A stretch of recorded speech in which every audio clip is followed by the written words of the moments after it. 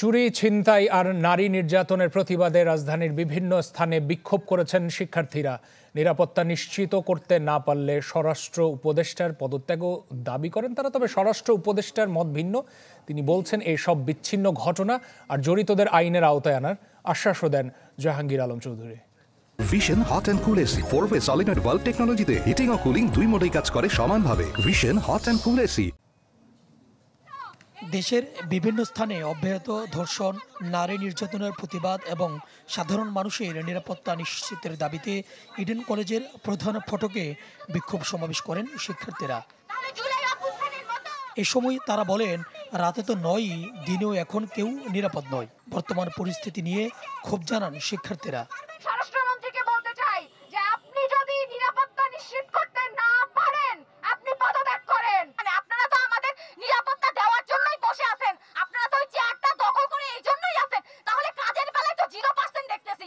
এই ধর্ষকদের যদি কোনো সুষ্ঠু বিচার না পায়, তাহলে তারা রাস্তায় আবারও দাঁড়াতে বাধ্য হবে। প্রশ্ন তোলেন প্রশাসনের সক্ষমতা নিয়ে। অরাজক পরিস্থিতিতেও প্রশাসন নির্বিকার বলে অভিযোগ করেন তারা। সংস্কারের জায়গায় সংস্কার হচ্ছে, কিন্তু এই যে আমাদের যে অনিরাপত্তা একটা বিষয়, এটা তো আসলে অনিরাপত্তাই রয়ে গেল। আমাদের চাওয়া হচ্ছে এই সরকারের কাছে যেন আমরা নিরাপত্তা ফিল করি। ছিনতাই, ডাকাতি ও সব ধরনের অরাজকতার বিরুদ্ধে প্রতিবাদ মিছিল করেছেন সরকারি তিতুমির কলেজের শিক্ষার্থীরাও। মানুষ এখন নিরাপত্তা চায়। সরকারকে সকলের আগে মানুষের নিরাপত্তা নিশ্চিত করতে হবে। আমাদের এই সোনার বাংলায় যেন আর কোনো আমার মা বোন ধর্ষণের শিকার না হয়। নিরাপত্তা আন্দোলন কর্মসূচি পালিত হয়েছে ব্র্যাক বিশ্ববিদ্যালয়েও। এ সময় বিভিন্ন স্লোগানে লেখা প্ল্যাকার্ড দেখে প্রতিবাদ জানান তারা।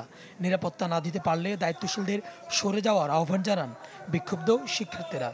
আমরা ঘর থেকে বের হওয়ার পর থেকে পুরোটা টাইম বাসায় ব্যাক করার আগ পর্যন্ত নিজেদেরকে সম্পূর্ণরূপে অনিরাপদ বোধ করছি। যে কোনো বয়সী মেয়েরা আজকাল ধর্ষণের শিকার হচ্ছে, কিন্তু সে তুলনায় আমরা কোনো শাস্তি, দৃষ্টান্তমূলক শাস্তি আমরা দেখতেছি না। এদিকে সম্প্রতি আইনশৃঙ্খলা পরিস্থিতির অবনতিকে বিচ্ছিন্ন ঘটনা বলছেন স্বরাষ্ট্র উপদেষ্টা।